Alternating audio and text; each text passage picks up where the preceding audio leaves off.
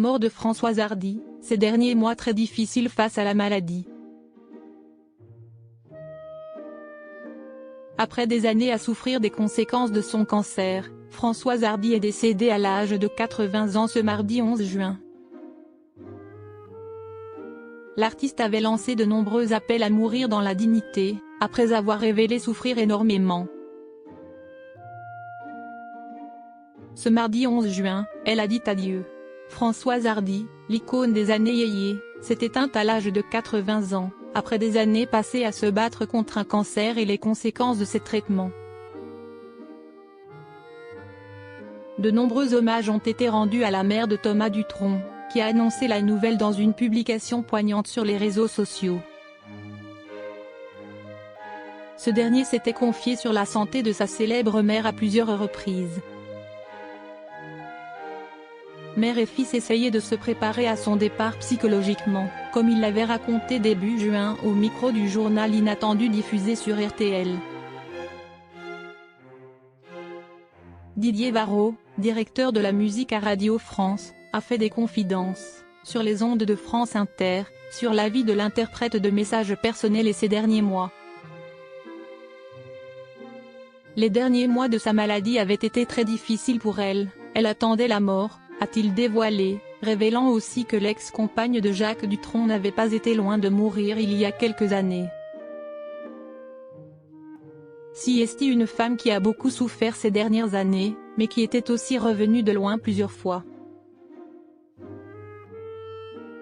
Elle avait failli partir au milieu des années 2010, où elle avait frôlé la mort. Si elle a vaincu la mort à l'époque, les traitements ont eu des effets secondaires désastreux sur elle, hémorragie nasale, détresse respiratoire, perte d'équilibre, comme l'a rappelé Le Point ce mercredi 12 juin. Françoise Hardy a vécu un calvaire.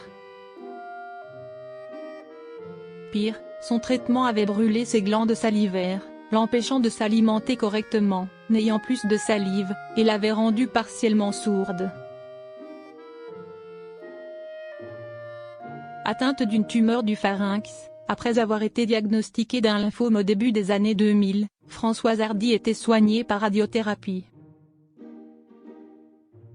Les 45 radiothérapies que l'on m'a envoyées de gauche à droite, du bas de la tête, et les 10 autres de haut en bas, ont détruit ce qui permet d'irriguer la bouche, la gorge, le nez, les oreilles, les yeux et le cuir chevelu, avait-elle révélé sur RTL en 2023, ajoutant: